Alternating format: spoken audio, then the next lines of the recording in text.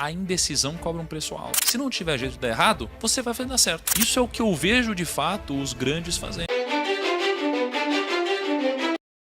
Eu tinha atingido minha liberdade financeira com 26, 27 anos, foi cedo. E aí eu comecei a pensar, caramba, cara, como que eu consegui atingir minha liberdade financeira, né? Porque, por mais que eu tivesse tido muito amor na minha vida, eu tive muito perrengue também. Então eu era o cara que eu trabalhei como barman, como garçom, né? E eu lembro que no momento que os meus amigos estavam indo nas festas para se divertir, né? Então eu lembro que eu trabalhava mais do que todas as pessoas que estavam ao meu redor, né? E a maioria das pessoas não se preocupavam com isso. No final de semana eu trabalhava, a maioria não se preocupava com isso. Então eu tive um momento muito difícil na minha vida em relação a esforço, em horas de trabalho. E chegou um belo momento que eu atingi minha liberdade financeira. Eu falei, caramba, peraí. Com certeza eu dei algum tipo de sorte, mas eu devo ter feito alguma coisa certa também para ter atingido minha liberdade financeira tão cedo em relação às outras pessoas. E comecei a estudar na época. E uma das pessoas que eu estudei tinha sido Napoleão Hill, né? O Napoleão Hill foi um cara que estudou sobre riqueza na época dele, né? No tempo dele. Só que num tempo onde não existia internet. E aí eu me questionei, poxa, será que existe algum motivo do porquê as pessoas prosperam? E eu pensei, como temos acesso à internet hoje, imagina como a gente não pode fazer uma análise muito mais quantitativa do que ele fez na época dele. E aí foi daí que a gente começou a ir em busca do porquê algumas pessoas prosperam e outras não. Será que existe um código? Um dos primeiros grandes nomes que tinha conseguido tinha sido Chris Gardner. Na época da escola de vocês, tinha aquela aula onde a professora faltava e todo mundo assistia filme? Tinha, não tinha? Na minha também. E aí era sempre o mesmo filme, cara. A Procura da Felicidade. Era o mesmo filme, cara. Era sempre esse mesmo filme. E aí, mais pra frente, talvez por uma inspiração disso ou por um acaso, eu virei um assessor de investimentos. Que era exatamente o que o Chris Gardner fazia no filme A Procura da Felicidade. E eu virei justamente isso aqui no Brasil, então ele era um dos meus grandes ídolos. E aí quando ele vinha pro Brasil, eu fui um dos caras que tive acesso a conversar com ele. E aí eu fui pro hotel onde eles estavam hospedados pro evento, e eu sempre fui um cara de me esforçar mais do que a média. E nesse dia tinha um horário para gravar com o Chris Gardner. Era 11 horas que eu ia gravar com o Chris Gardner. Só que eu tinha chegado extremamente cedo esse dia. Eu nem lembro se tinha chegado 5, 6 da manhã, sei lá. E aí a gente muito cedo preparou tudo. Então já tinha poltrona, já tinha câmera, tinha tudo isso. E devia ser, sei lá, nem 7 da manhã. E nesse dia ia gravar eu, a Forbes, a Globo e o BTG Pactual na época. E aí, por algum motivo, o Chris Gardner ele veio mais cedo. Tava ele com uma assessora e a assessora olhou para mim e falou assim, não, a gente não vai gravar com esse menino agora não. É só depois e se sobrar tempo, né? Aí o Chris Gardner olhou que eu tava pronto. Aí ele falou, não, vou gravar sim. Aí ele veio andando, aquele brutamontes assim. Aí ele falou, garoto, eu vou gravar com você porque você tá pronto e os profissionais estão sempre prontos. Aí eu lembro que uma das primeiras perguntas que eu fiz foi, por que você tem 2 relógios? Aí ele falou, porque eu não tenho tempo pra perder.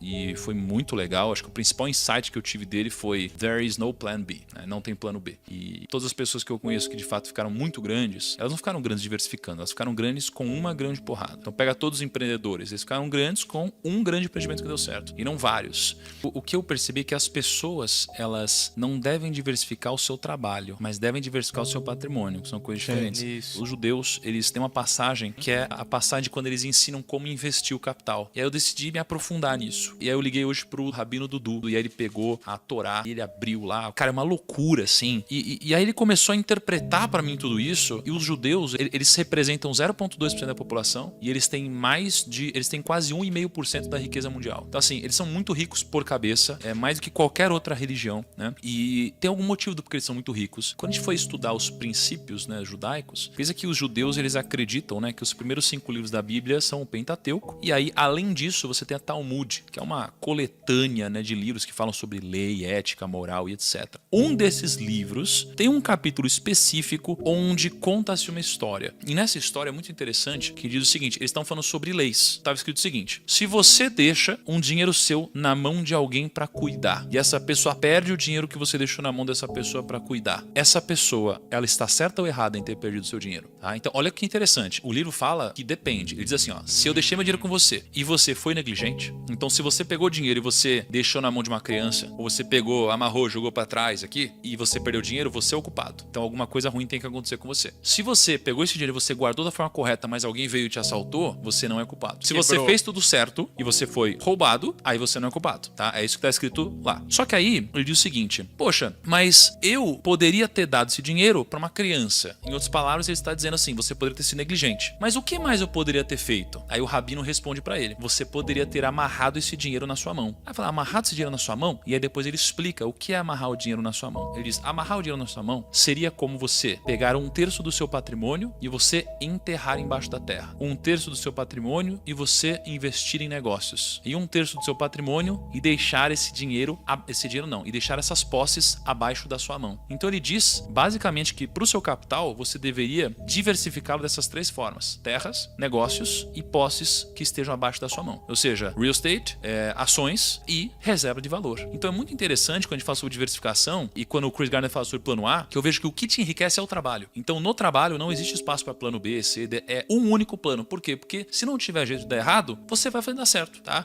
Agora, o fruto do seu trabalho, ele deve ser diversificado, ele deve ser amarrado na sua mão. Isso é o que eu vejo de fato os grandes fazendo. E até se a gente fizer um backtest dessa carteira de investimentos diversificada, né, dos judeus, de fato foram alguns dos maiores rendimentos da história. Isso aí foi escrito há 1800 anos atrás. A indecisão cobra um preço alto, né? Porque às vezes você fica assim, ó, não quero abrir mão disso, porque se der problema. Aí o fato de você não ter coragem de abrir mão disso te gera um problema onde você não teve coragem de abrir mão. Você tem que abrir mão de alguma coisa, cara. O sacrifício é recompensador. Tipo, por exemplo, você trabalhou quantos anos como assessor sem ganhar nada até você, sei lá, vender o seu negócio e ganhar um bom dinheiro? Eu fui 7 anos assessor. Meus primeiros 2 para 3 anos eu não ganhei nada. Depois disso eu comecei a ganhar um dinheiro, mas eu reinvesti no próprio negócio e paguei dívidas da família. Então eu demorei 7 anos para ganhar meu primeiro grande dinheiro. Então você fez 7 anos de sacrifício pra realmente conseguir mudar, viver do jeito que você queria, basicamente. Isso, exatamente. E aí quando você pega os nomes que a gente conversou, todos que ganharam dinheiro, demoraram pra ganhar dinheiro. Todos demoraram pra ganhar dinheiro. Então, quando a gente fala do código da riqueza, cara, existem algumas coisas em comum. Uma delas é você entender que primeiro você planta, depois você colhe. E hoje as pessoas, elas primeiro querem colher. As pessoas não têm coragem de abrir mão do que elas mais querem na vida delas. Na verdade, elas abrem mão do que elas mais querem na vida delas para colherem, né, o que é importante apenas nesse exato momento. Hoje tá tudo muito rápido, né? Você pega o TikTok, você pega o Instagram, você pega não sei o que lá. Então a gente sabe muita coisa, né, espalhada, de zero profundidade. Então é muito difícil a gente conseguir ter alguma vantagem competitiva. Todas as pessoas que eu conversei no Código da Riqueza, elas eram muito boas em alguma coisa. Hoje você tem um monte de gente que é medíocre, cara, que é mediana em tudo. E não foca em nada, e não sabe de nada. Não foca em nada. E eu sou péssimo em muita coisa, na maioria das coisas, mas eu sou bom em poucas. Isso aqui é o que me fez ter resultado. As pessoas que são verdadeiramente ricas, elas entendem que o dinheiro não é causa, ele é consequência. Mas é consequência do quê? Do seu trabalho, do seu esforço e do seu valor agregado na vida dos outros, tá?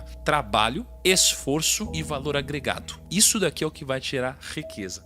Trabalho, esforço e valor agregado. Por que trabalho? Porque o trabalho, ele tem a ver com você multiplicar algo que você é bom, não algo que você é ruim, né? O trabalho é diferente do emprego. O trabalho é você multiplicar algo que já está dentro de você, algo que você já desenvolveu, algo que você é melhor do que os outros. Quando você desenvolve algo que você é pior do que os outros, você provavelmente não vai conseguir resolver a equação da riqueza, porque vai ter muita gente melhor do que você se esforçando no mesmo grau que você está se esforçando. Então você não vai ter nenhum diferencial, vai ser difícil você construir algo que ninguém mais construiu. Então é importante você entender onde você é bom e você trabalhar isso, porque é isso que vai te dar vantagem competitiva. Mas o ambiente, ele nos prepara para geralmente fazer o quê? Multiplicar o que a gente é ruim, esforçar onde a gente é ruim, passar tempo onde a gente é ruim. A escola faz isso com a gente. Nossa. A escola faz a gente ficar lá repete ano, até você entender química. Pô, cara, imagina o seguinte, olha que bizarro. Você é um cara que odeia química. Você pode usar química se você for por uma linha importante, né, da sua vida que use química, mas na maioria das vezes não. Você já decidiu que você não vai usar química, você só vai usar, sei lá, uma coisa que não tem nada a ver com química. E aí a escola te repete 2 anos, te faz passar 2 anos, te faz perder 2 anos na sua vida porque você, por algum motivo, era extremamente talentoso em, sei lá, em português e horrível em química. E a vida, ela não vai te premiar pelo que você é horrível, vai te premiar só pelo que você é bom. Você vai contratar alguém pro seu time que é incrível em algo que ela faz, e não uma pessoa que é horrível. Então, trabalho é multiplicar onde você já é bom, o que você tem. Depois, o seu esforço. O seu esforço, porque, cara, você pode ser extremamente talentoso em alguma coisa, né? Mas se você não se esforçar nisso...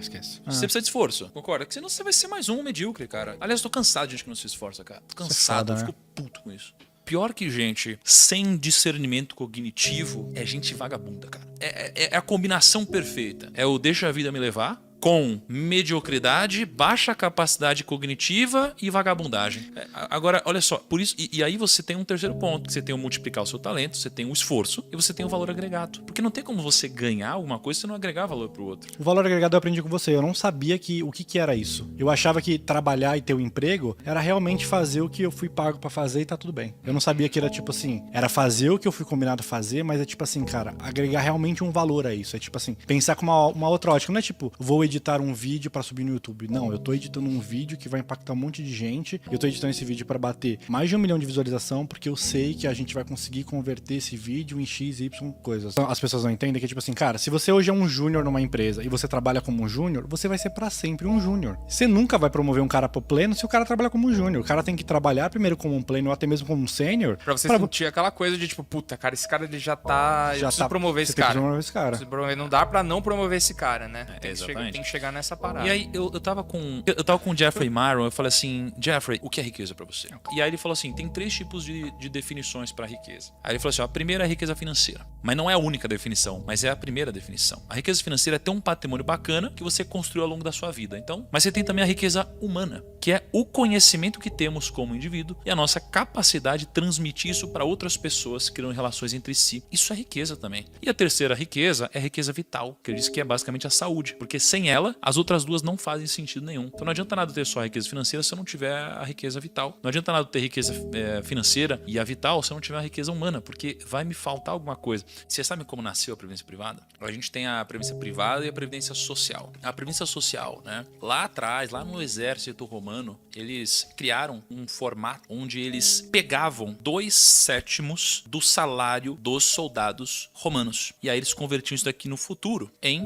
benefícios para eles e aí depois dá um pedaço de terra para os romanos. Aí mais para frente, na Prússia, eles, lá em 1883, se eu não me engano, com Otto von Bismarck, eles basicamente criaram um mecanismo onde eles pegavam uma parte do salário dessas pessoas, né, dessa contribuição, para que no futuro eles pudessem se aposentar. Então aqui você tinha uma previdência social começando a ser criada porque as pessoas nunca se planejam para o futuro. E o que acontecia? A média de idade aqui era de mais ou menos 35 a 45 anos, a expectativa de vida. Então, olha que interessante, naquela época, algo que era desordenado funcionava porque era desequilibrado pro lado do governo. As pessoas, elas morriam antes de colher o benefício. Com o passar do tempo, imagina que o governo, né, lá na época da Europa, assim, o governo começou a ter muita grana sendo acumulada e eles não devolviam o benefício, porque as pessoas morriam antes. Né? E aí começou a fazer o quê? Começou a gastar isso tudo. E quando eles começaram a gastar, com o passar dos anos, eles começaram a ter alguns problemas. O problema é que as pessoas começaram a viver mais, a expectativa de vida aumentou. O segundo é que os gastos do governo também aumentaram. E conforme foi passando o tempo, chegou uma hora que criou-se um rombo, né? Porque a previdência social é muito dita por aí que é uma das maiores pirâmides do mundo. Porque de fato, a gente paga hoje, não para o nosso futuro, mas sim para bancar quem está aposentado hoje. E só que foi ficando tão mais caro que antigamente muitas pessoas no Brasil pagavam para sustentar quem está aposentado. Hoje, pouca gente paga para muita gente que está aposentada. E por causa disso, a previdência social deu todo esse rombo no Brasil, que tá todo mundo falando, né, da reforma da previdência e tal. E daí criou-se a previdência privada, que era a possibilidade do próprio investidor, contribuinte, empregado, enfim, montar a sua previdência. E isso daqui é uma ferramenta para que você faça as coisas no timing certo, e as pessoas que não fazem as coisas no timing certo não conseguem desfrutar das coisas também no timing certo. O timing do desfrute das coisas não é no imediatismo. O timing do desfrute das coisas é depois de você passar por um processo de construção. E as pessoas invertem essa ordem. Elas fazem tudo ao contrário. Quando elas têm saúde, elas destroem a saúde delas. Aí quando não sobra mais saúde, elas são obrigadas a trabalhar. Quando elas são obrigadas a trabalhar, elas não investiram em se capacitar. E agora elas estão competindo com quem fez isso. Você entra num ciclo onde você tá ferrado.